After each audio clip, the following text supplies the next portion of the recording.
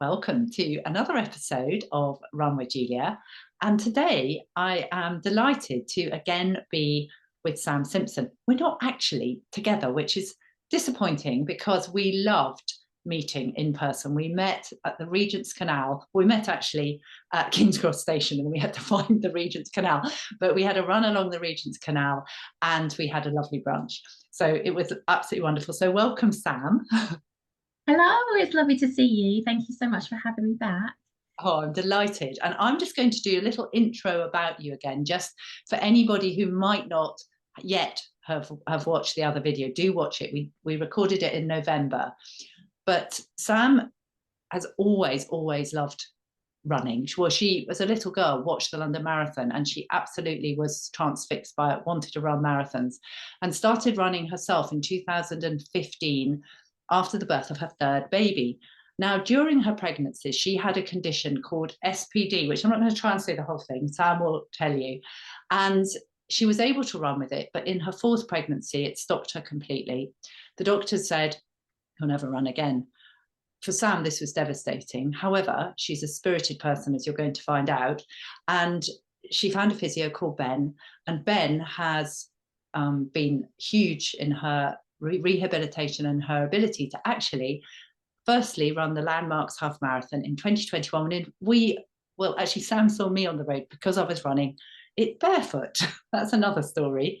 Then she ran London 2022 and London 2023. She's raising money for Children with Cancer UK, which again, we'll share the story again for anyone who hasn't watched Sam in November.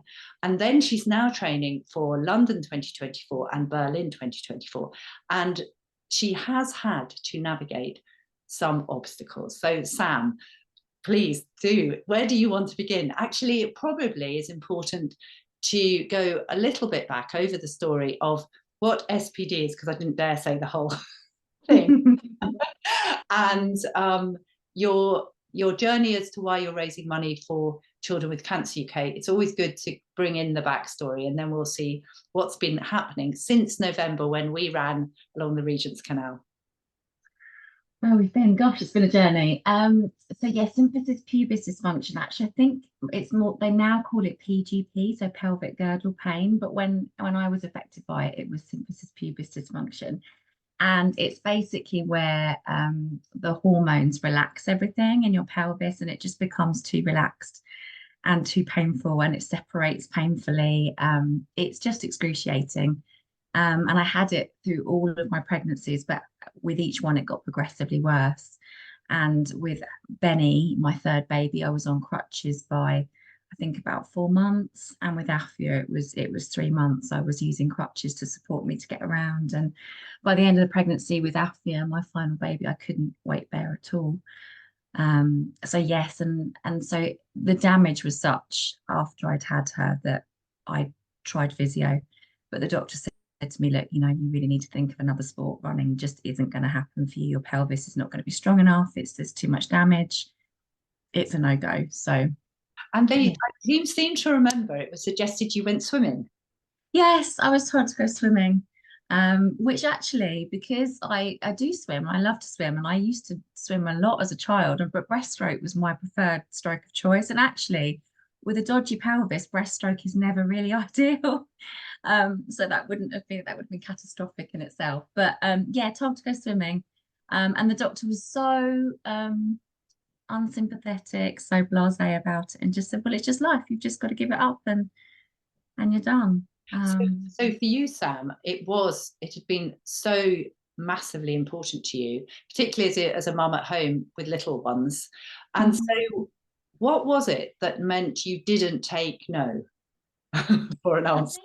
Like you say, because after I had Benny, it had become such a big thing for me.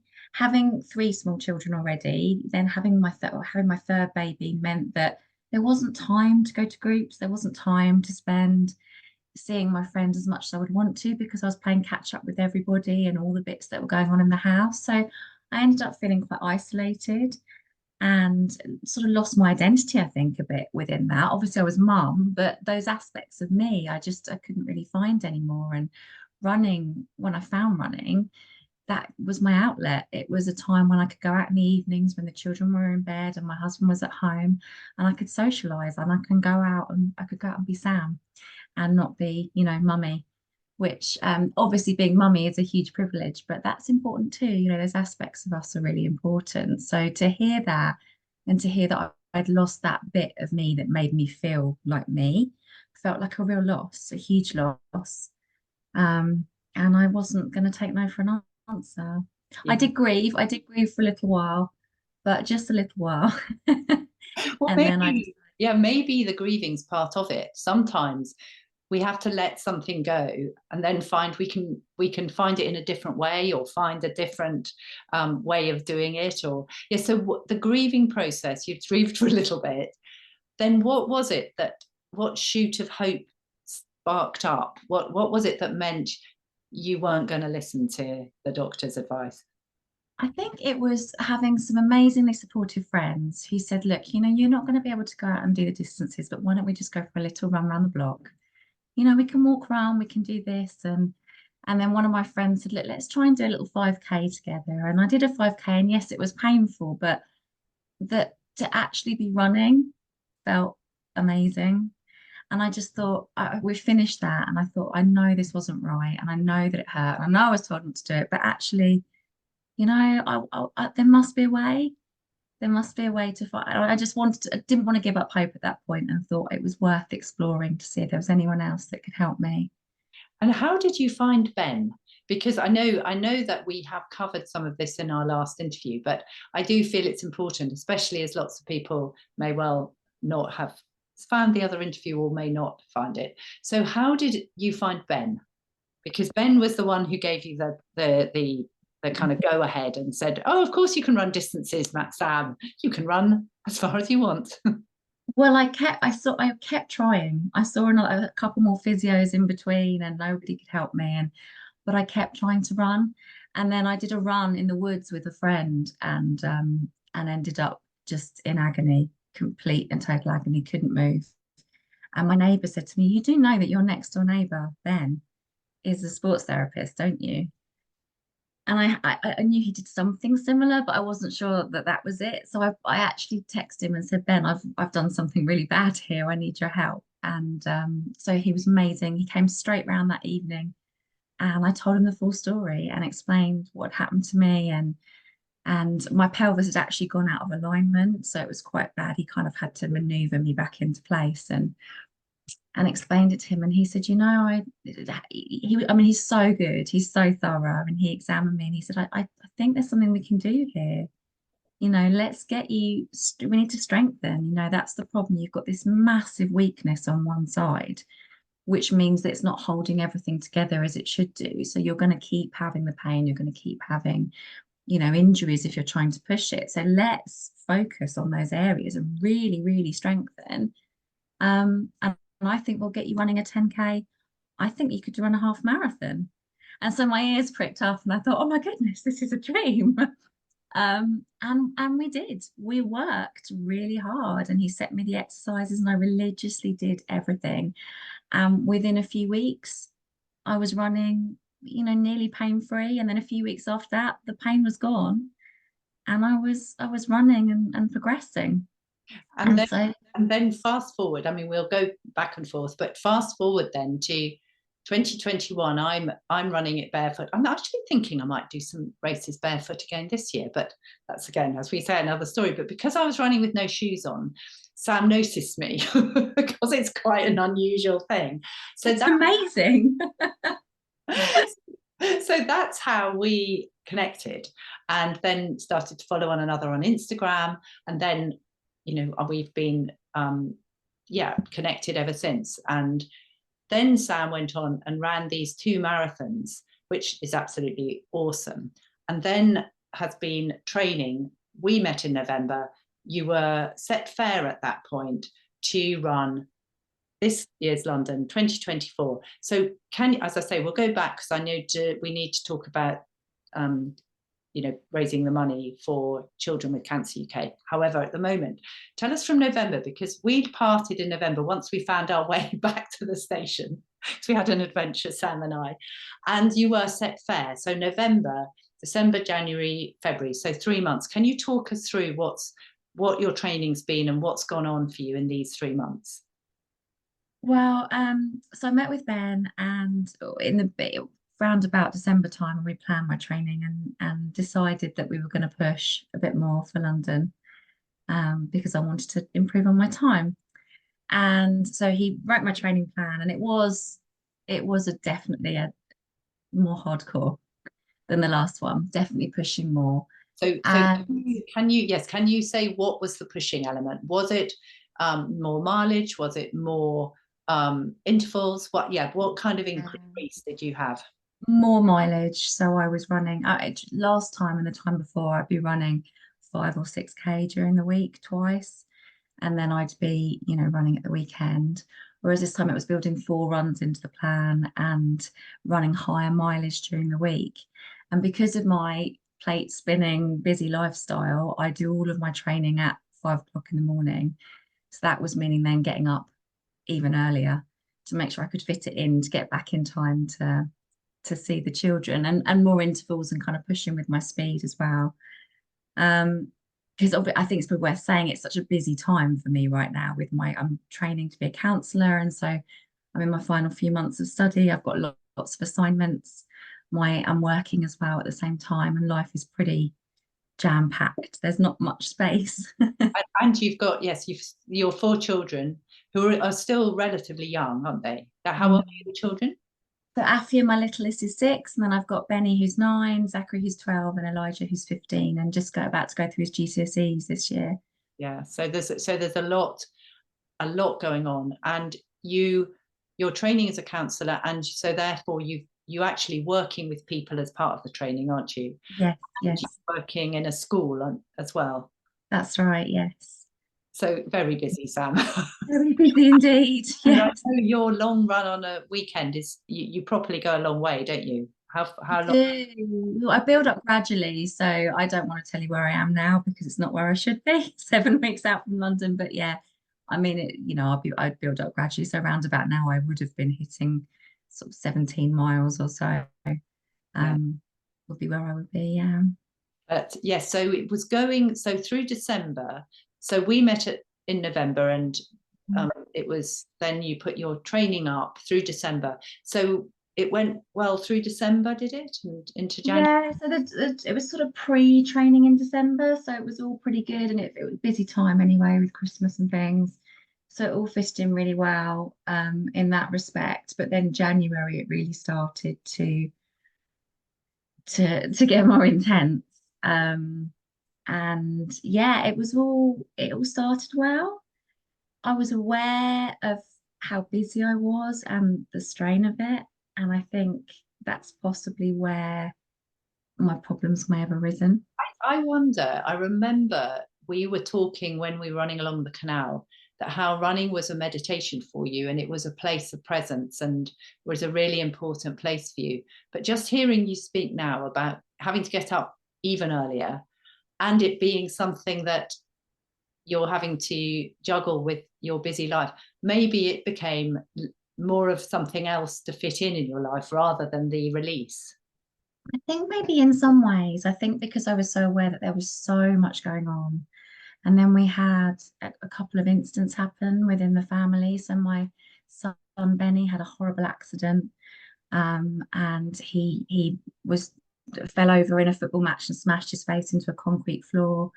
They just go to hospital, have lots of scans and stitches and things, which was all incredibly traumatic. He's absolutely fine now. He's bounced back. He's been incredible. He's so brave. But I was that was really awful. I was going to say how did he? So he was brave, and but for as parents it must have been a hard thing. As parents, it was incredibly tough. And that same weekend, we had the news that my uncle, who I'm really close to, has been diagnosed with cancer. So that's not naturally been a shock. And, we're all thinking about him very much. And he's in the States. So I'm hoping to go and see him soon, to go and support him and be with him. But we had all of that happen at the same time. So we're negotiating things emotionally as a family. And then the week after that, I went out and ran 10 miles. which was on my plan. And the run went well. I felt good. No problems, came home, everything fine. And then at 1 o'clock in the morning, I woke up with a searing pain in my hip and down my left thigh. Um, it was really excruciating, and it just sent me into a panic because my left side is the side that was my dodgy side. So I immediately text Ben and said, Ben, this isn't good. I'm in a panic. What am I going to do? And then it spread into my back and all the way down the insides of my thighs. And it was so uncomfortable. So the next day, just was taking all the painkillers and willing the time through until I could see Ben. So I went to see him, and he said that I'd been running with a lot of stress and tension in my body. And so I was probably running stiff. And because of that, my form wasn't good, and I'd ended up doing something to my back, and then it had caused my hip to drop, which And was then putting pressure on everything. when you were actually running, had you been aware of the tension in your body? Had you been, or was it in retrospect that you thought Ben was, In retrospect, in retrospect, I must have been, because I felt under a lot of pressure. I felt stressed. And the body keeps a score, doesn't it? And so that was that. And Ben gave me some exercises and said, look, give it a few days, it'll start to feel better. Just rest for a few days, and then we'll look at it again. But the pain got much, much worse. It was so bad in my back. I couldn't sit comfortably, I couldn't lay comfortably, I couldn't sleep. So I went back to see him, and he was initially concerned that I had a herniated disc. Um, but thankfully it wasn't. But I did have a aggravated and inflamed sacroiliac joint, which was then putting pressure on nerves and things. and So that area is incredibly sensitive, isn't it? And also, if you were frightened and distressed, it probably doesn't help at that point with the healing, because ironically, at that point we need to relax, at the point when it's a bit hard to relax, when your dreams seem to be disappearing. Yes, what was the process you were going through? Did you think you'd lost your marathon? Did you feel, tell us what you felt, because initially when it happened, I was feeling pretty positive and thinking, this is just a glitch, it's going to be fine. When the pain got worse, that's when it hit me. And when I went back to see Ben the second time, I think he had to deal with an emotional quite an emotional outpouring for me, because I felt like I might have lost it. I felt that might be the problem. And I walked in and I said, Ben, I know it's not good, but you need to know that I'm running this marathon. Even if I have to walk or crawl, I'm doing it. It's non-negotiable. So whatever we have to do to get there is what we're going to do. so even though you went in and you, as you said, you had an emotional outpouring, which isn't surprising given the distress, even within that feeling of kind of loss, you were still had the spirit of determination, you were going to do it. Yeah, absolutely. And I think the element of loss was realistic, because this marathon isn't going to be what I wanted it to be. I have got to realign my expectations, because the pain is so much better, but it's still not perfect. And yeah, I think, as Ben rightly said, you're going for an amazing day in London to raise money for charity, and it's not worth putting yourself in a situation where you're not going to be able to run again if you push it too hard. So tell us now then, because if that's a motivating force, the raising the money, tell us about the charity that you're raising money for, and also the story as to how you came to be involved in the charity, because that's always been a motivating force for you, Sam, hasn't it?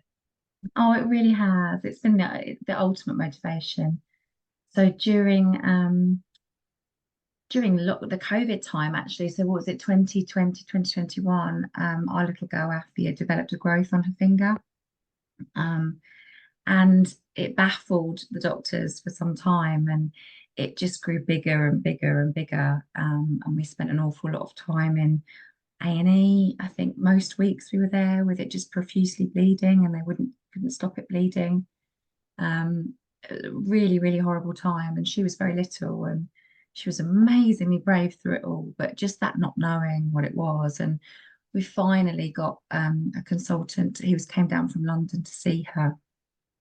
And I remember going into the hospital, and all of the doctors were coming out and just staring at her and this thing she had on her finger because it was so unusual. But he was amazing. He looked at it and he said, I need to tell you that I think there's a distinct possibility that this is cancerous.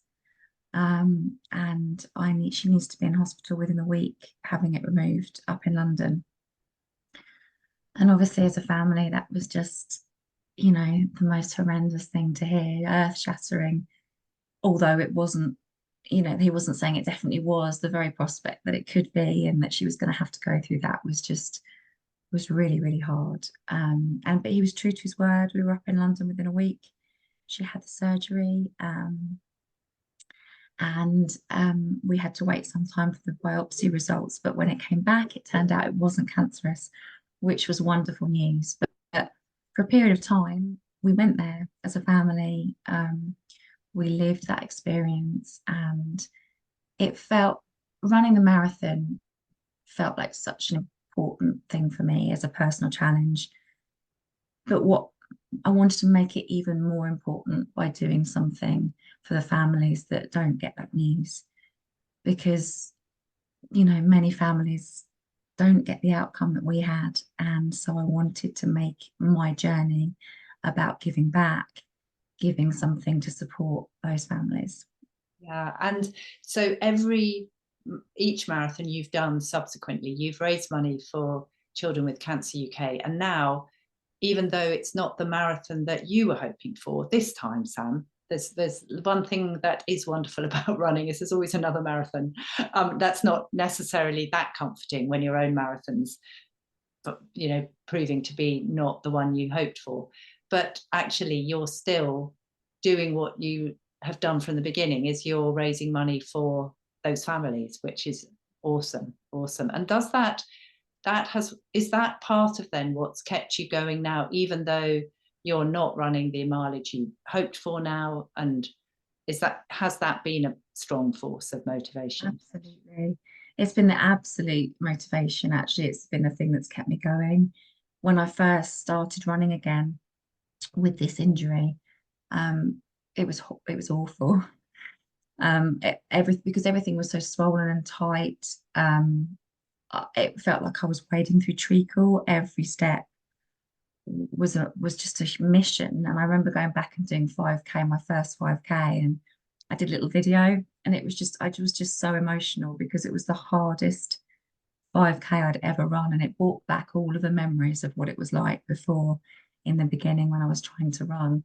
But I kept going, and I just kept thinking about those families. I've been so fortunate to meet families along the way, and I've been humbled by their bravery and their experiences, and they're always in my heart when I'm running. And during all of those tough runs, I just focused on them and the reason that I'm doing it. And so that's been absolutely the thing that's got me through. I'm not sure I would have done actually without that motivating force. So tell us, you had to stop. It was in January you had to stop. How long did you actually have where you couldn't run at all? And then you started gently, but there's also been, I've seen you in an ice bath. But so, when I say I've seen Sam in an ice bath, I've seen a photo of her in an ice bath. But yes, so tell us, how long did you actually have where you couldn't run at all? And in that time, could you do anything? Could you do any exercises or anything at all? Couple of weeks off, and I did a little bit on the bike, really, really gentle, half an hour on the bike, and that was twice a week, and then just really gentle rehab exercises. So I've pretty much been out for February. I've done a couple of little runs, and then I came back and did a 12K. Not the Sunday, just gone the Sunday before, and felt amazing. And then the next day went down with the flu. Oh no. So It's just been the most ill-fated journey. But yes, the ice bath has been magical. So when I saw Ben, we talked about my rehab, and he said, if you could have some ice baths, that will really help with the inflammation. That will really help. And I said, well, Ben, I am more of a hot tub kind of girl than an ice bath one. But I was so desperate, A, to get rid of the pain because it was just awful, just not being able to get comfortable in any way, and B, just to make this happen and to get it here to heal. And I was so fortunate that a wonderful company called Immerse Recovery sent me an ice bath to use. So I filled it up with trepidation. And, And ice, I hope. trepidation and ice, yes. And had all of my children and my husband standing around watching me and laughing as I jumped in. And I got in the ice bath, and the only words I could get out when they asked me how I was is, it's very cold. But you know what? It has been amazing. I swear it has made an incredible difference to my recovery. So I've had an ice bath every day, apart from the days when I was poorly with flu. It didn't feel very sensible then. But every single day, if I do exercise, if I run, I'm straight in. And it's made a massive impact. And the feeling is incredible. You get out and you feel all tingly and revitalized and a bit cold, yes. But you soon warm up, and I've been sleeping better. I've been feeling better. And you read about the benefits of cold water therapy, and they're quite remarkable. It's Wim Hof's very big on it, isn't he? And he's the Mm. man, and the breathing too. Oh yes, have you done any of the Wim Hof breathing? Perhaps both. And it's been something that I've been meaning to try, but I've just been focusing on, not making too much noise at 5 o'clock in the morning when my neighbours are probably still trying to sleep, because it's just trying to subdue the shrieks of, oh, oh, So, when you get in. so is your ice bath outside? Yes, it's just outside our back door actually, so it works quite well. But yeah, I'm loving it. And actually, I find that I'm looking forward to getting in now. My family still maintain that I'm crazy, but it's I wonder if you'll continue when you're completely uninjured. What do you think? I think I will. I think I will, because I think, those the very few longer runs that I've done, I've found that my legs are far less achy if I get in for a little bit and then come out. Um, it's definitely made a difference to that. And like I say, sleeping better is always a bonus, isn't it? And I don't know about you, Julie, because you're really busy as well, but I find that when my mind's full after a long day, to get in the ice bath, it's like a meditation in itself. Helps to clear my mind, and then it means that I can then go and have a restful night's sleep. So it's been really beneficial in lots of areas. I've heard before that the ice baths, one of my clients uses it regularly, and he says it stills his mind hugely. I used to, funny enough, I mean, it's an interesting thing because I'm obviously from the history books, but I used to use ice baths in an actual bath. So I used to fill my bath up with cold water and ice, and do that in the probably early 90s. But I don't do it now. But if I'm somewhere where there's a plunge pool, then I will do it. So Club La Santa has in their spa, they have a plunge pool. So I always do it when I'm there, and I really love it. But I don't actually do it now at home, I have to confess, whereas I used to. Whereas I'm like, no. Or if I'm in near cold sea or something, I'll go in with my Mm. legs. But I think the benefits of it are wonderful. However, I'm not doing it at the moment. See, I love cold water swimming, and I love swimming in the sea. Whenever I have the opportunity to do that, I would do that. But that felt different because you can get in and you can move. So it almost feels easier, whereas obviously you're sitting in the water and there's not much chance for movement. But it sounds like you might need one, Julia. I need one. Why?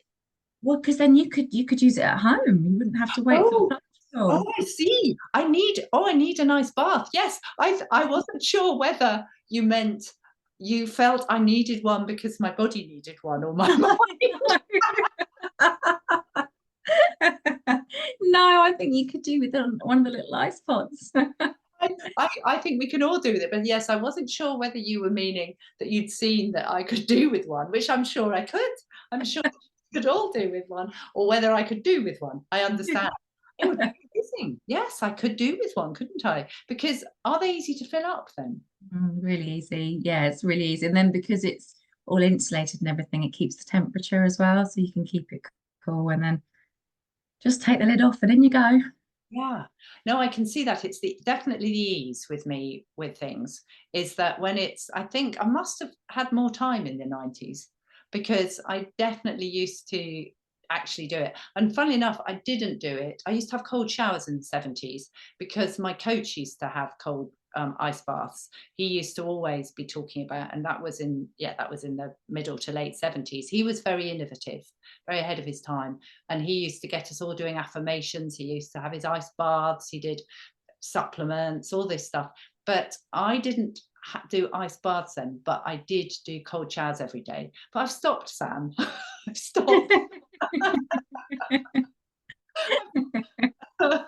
But you're very inspiring. Maybe you never know. After our conversation, you'll never know. I'll have to post it on Instagram that suddenly the cold water therapy's returned. And then you can blame me. Yeah, well, no, thank you, thank you. So you've been doing the ice baths, you've been building up your miles or your kilometers. So at the moment, are we 7 weeks today till London? Yeah, 7 weeks today. So have you actually adjusted a time schedule? Have you adjusted what's happened? How are you managing the next 7 weeks? Carefully. That's the key, really. So Ben and I are going week by week, seeing how I'm feeling. So this coming week, I'm going to do 2 7Ks, and then I'm going to try for a half marathon at the weekend. I've had to drop out my strength training for now because, as Ben said, we need to focus on good quality runs and we need to protect my back. So yeah, it's definitely very different to what I was doing before. I was doing 2 strength sessions a week with lots of heavy weights, and so yeah, I do miss that actually. I miss that aspect of the training. So yeah, just really carefully, and then we're going to up my mileage and just go play it by ear really. I might not get a 20 miler in with the time. We're going to have to just see. And that's what's amazing about having Ben, is that he's on the end of the phone and he's so supportive and has been so invested in my journey that he's just doing what we can to get there. And it is just about getting round, I guess, this time. And Have you ever done the walk for 9 minutes? Sorry, run for 9 minutes, walk for 1 minute way of doing? Sorry, you say? no, I haven't. And it's really interesting because I was reading about that today. Well, I remember meeting a woman in Budapest, and she had won a half marathon. And I just met her, and but she hadn't really done a lot of training for it because she'd won it. She bought some training shoes, and then the prize had been this half marathon. Anyway, I think she'd managed to get herself up to run about 8 miles, but she wasn't confident at all because she just hadn't done enough training.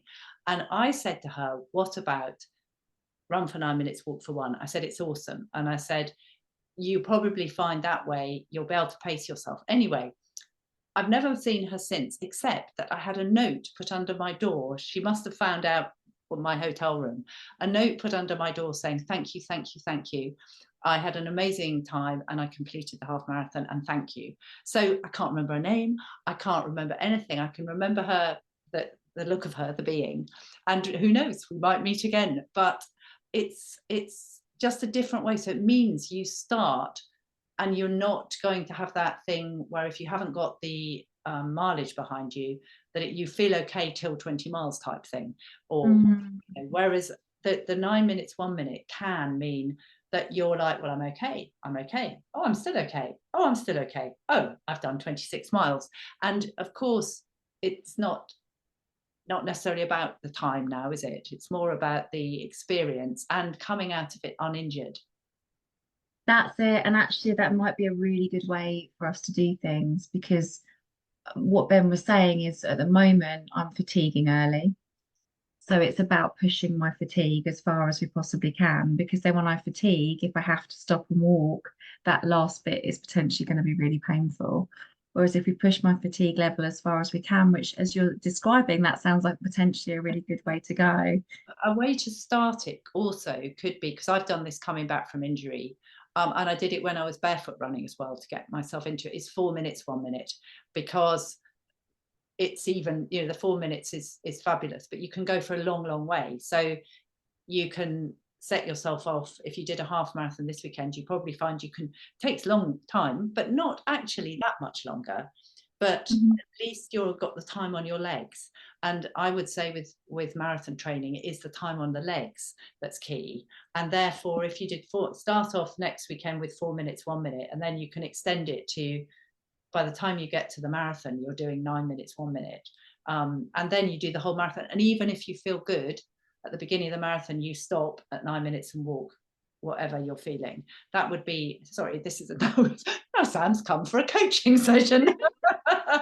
Oh no, it's so helpful. Thank you.